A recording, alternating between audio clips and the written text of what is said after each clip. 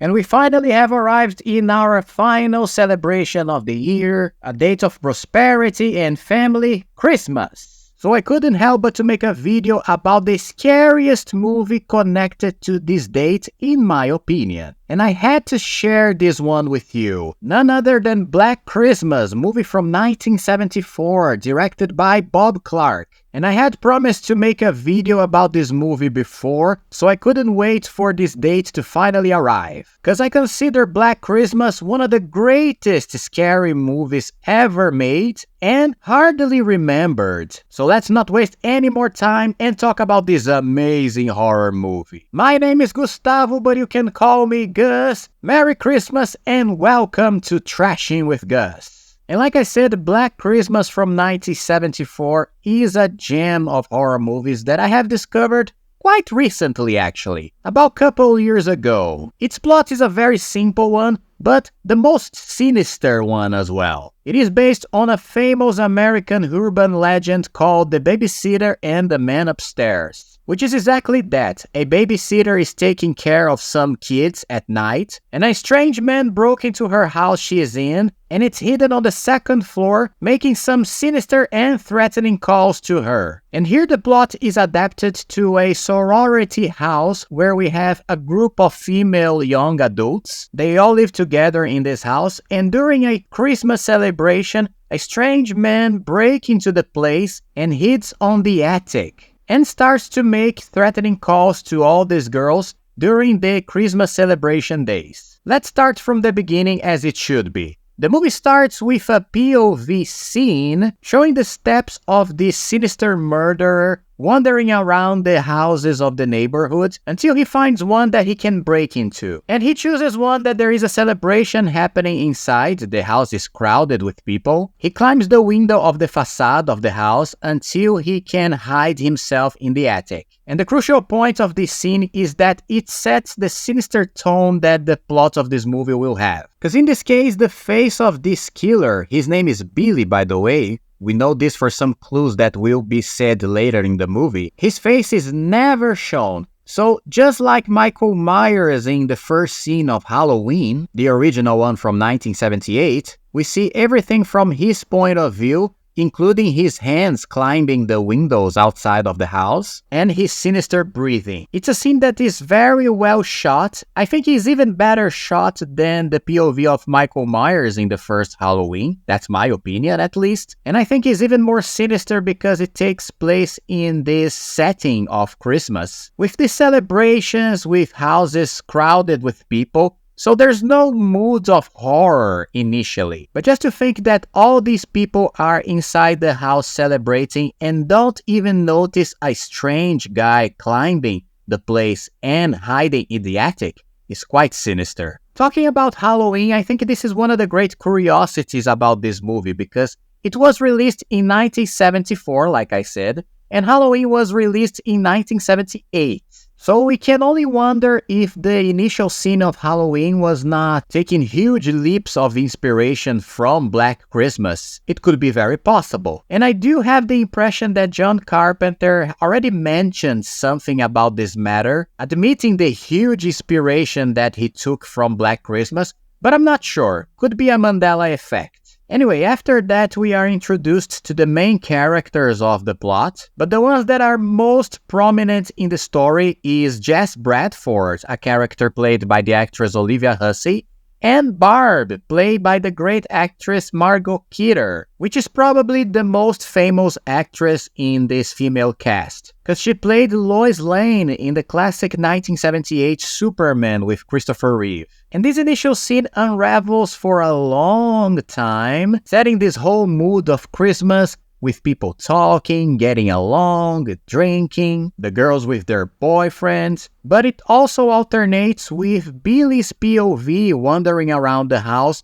watching the people inside, hiding upstairs or behind doors. So even though there is this whole festivity taking place, the whole setting of the scene is very sinister because we know about this man inside the house, while the characters in the movie inside the place have no idea about. And this is where we have a classic scene from this movie when the girls receive a call during the party, and when they pick up, they hear obscenities coming from a strange voice at the other end of the line. But this is not the first time that this event is taking place inside the plot of the movie, because the character Billy has already been calling the other houses in the neighborhood, making these prank calls, which initially everybody think they are just a guy that the cops haven't caught yet, and he's doing these prank calls to everyone around. So much so that the party is interrupted for the girls to hear the obscenities coming from this guy in the other end of the line. And it's also in these initial scenes that the movie does something very interesting, that is to set the personalities of all these girls in the house. Not only this, but it also sets some individual and realistic plots for some of these characters. Plots that not necessarily have something to do with the killer hidden inside the house. For example, the main character Jess Bradford is living a very confusing moment in her life because she just got pregnant from a guy she didn't want to. Her older boyfriend that is a professional pianist called Peter, who is a guy who has some anger management issues, especially regarding the whole matter of Jess that is threatening not to have the baby, which is something that he highly disagrees. He gets to the point of starting to stalk the girl, which he puts some suspicion over his character during the movie. But I won't get into that much because that would be entering the spoiler zone, which is a very realistic plot inside the story, and it doesn't look like something that comes from a horror movie. It's more in the veins of a drama. Besides that, you have also the character of Barb. That is a girl who has some problems with alcohol. She also is a character that doesn't hold back in her words. She says whatever comes to her mind, even though it is indecent.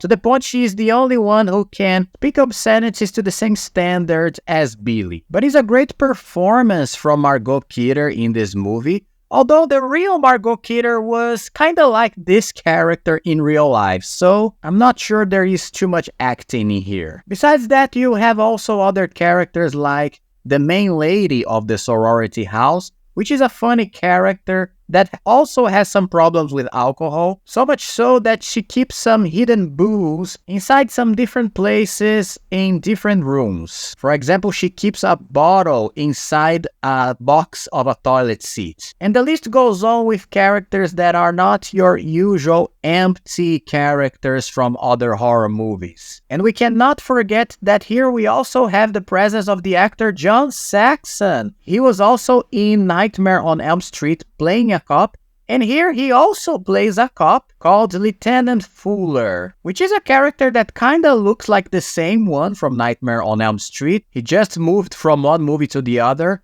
although we don't have the supernatural elements in here. All these details in the story and the details in the characters that I will talk more about later on the video transform the experience of watching this movie into the experience of watching something that could actually have happened. It's quite clear that the director Bob Clark wanted to give a realism and verisimilitude to the events of the movie. So much so that the other elements of Christmas, like the people singing in front of the houses, all that sensation of the year ending, it's quite palpable here, including the fact that the other elements of the plot contribute to make the whole thing even more realistic. For example, there is an extra plot of a little girl that disappeared or was probably kidnapped from the neighborhood, and the cops are helping her mother to find her. And this plot is developed in parallel with the plot of Billy. And the whole thing ends very tragically, and it's not very clear if Billy had something to do with what happens in the end of this plot or not. We also have the first death in the movie, spoilers if you didn't watch it, which happens with the character Claire. And it's a very shocking and realistic death scene, which takes us back to the style of the first Halloween. That wasn't a gore fest with a lot of blood. It's basically the killer hidden in the closet of her bedroom, And when she is about to get some clothes to pack up for a travel, which she's making with her boyfriend against the best wishes of her housemates, Billy jumps on her and asphyxiates the girl using a plastic that was wrapping some clothes. And this image was used in the posters of the movie, proving that the filmmakers really wanted to shock the audiences. And after this death, the girl disappears for the other characters. No one knows where she is now, so the police is called, and her father comes to town to discover what happened and spend some days in the sorority house. But the most bizarre and sinister of this whole thing is that Claire's corpse is on the attic of the house. She was placed there by Billy in this rocking chair with the plastic wrapped around her head. So since this character had the story that she was going to travel with her boyfriend, it becomes implied for the other characters that that's what she did. It takes some time for any other character to realize that she was murdered by a killer hiding in the attic, and that her body is also in this attic. So the verisimilitude is very well developed here, so there is no plot holes or questionings like, why doesn't anybody goes up to the attic to search for the girl there? Because no one has this kind of suspicion, that's why. As well as no one actually suspects that this killer is making calls from the attic of the house. And as the story of this movie doesn't take place in today's world where every single call can be easily traced, the movie shows very well how the cops have to work hard to trace this call, so much so that there are many scenes showing the tracing system in the police precinct. But all the cops have their hands tied because to trace the call, they have to wait for the killer to call. One of the girls in the house have to call them to let them know that this call is occurring, and they have to try to trace the call before he hangs up, which creates great moments of tension because the girls have to wait in the line listening to the perverted words of this guy before the police actually catch him. Anyway, all these elements are very well developed in the plot and work to build the tension towards an eventual shocking climax, when the cops are finally able to trace the call and reveal that it is taking place inside the house. And when that happens at the end is brilliant. One of the most tense and horrific scenes of horror movies in history, in my opinion. And there are many other details or plot points that are brilliant in this movie, although I prefer to let them for you when you watch it. There is the whole plot point of the character Peter that I mentioned before, where the movie throws some suspicions over his character, that maybe he has something to do with everything that is happening. There is the whole construction of the character Billy, even though we never actually see him fully in the movie. And if there is any negatives about this movie, and the movie actually has some negatives that I will mention later in this video, if there is some negative point that could be actually better resolved, is that in the beginning of the movie we never see Billy in any shape or form. We don't see his face, we don't see his eyes, we don't see his clothes, nothing. The only thing we see of him is his hands climbing the windows outside the house. But later in the movie we actually see some glimpses of him, like an eye, the shape of his head. And this kind of thing always takes me out of the tension of the movie because we can actually imagine how the character is in appearance, instead of letting for our imagination to imagine how is this guy that basically came from the street and broke into a house. But this is just a little negative because, like I said, his character construction is very well done because we never actually see him fully. When the movie shows his POV inside the attic, or when he comes out of the attic to watch the movements of the people inside the house, it's actually very sinister. And when we hear his voice speaking in these moments of POV, it's very bizarre because it becomes very clear that he has some kind of mental issues. There's a scene in specific that I think it's very bizarre and sinister in its setting, which basically shows his POV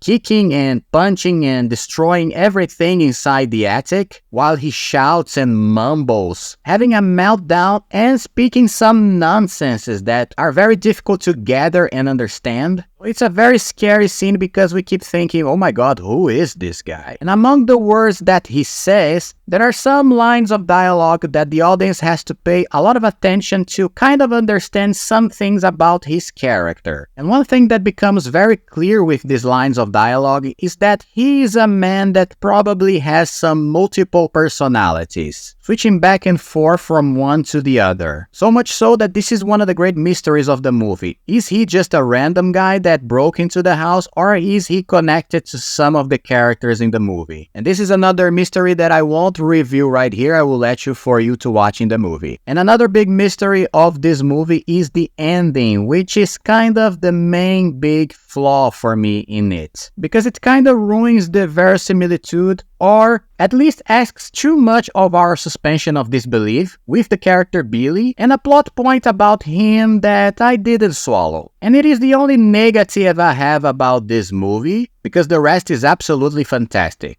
And this is it. This is Black Christmas, a very sinister and wonderfully crafted horror Christmas movie that, liking or not, I prefer to watch it instead of Home Alone. I know that is not very healthy, but according to my tastes, is a perfect movie to spend this celebration day, because besides being very sinister, like I said, it represents very well this date. It's a movie that should be remembered much more, especially because of its importance for the slasher genre in the following years. And besides not becoming a franchise, we didn't have Black Christmas 2 or 3. There are 2 remakes of this movie, one from 2006 that has the whole plot of Billy and everything, and has an interesting cast with the young actresses of the time, for example, the Mary Elizabeth Winstead. But I never watched it, and I don't want to, because I don't want to ruin the experience of the original one, because I'm sure it doesn't have a bone of verisimilitude and realism that the original from 1974 gives us. And by the trailers, it's very clear that it is a very uninspired and cliché horror remake from the 2000s. And people say that it is a movie that focuses much more in the character Billy and reveals much more about his past, which I think is a crime, because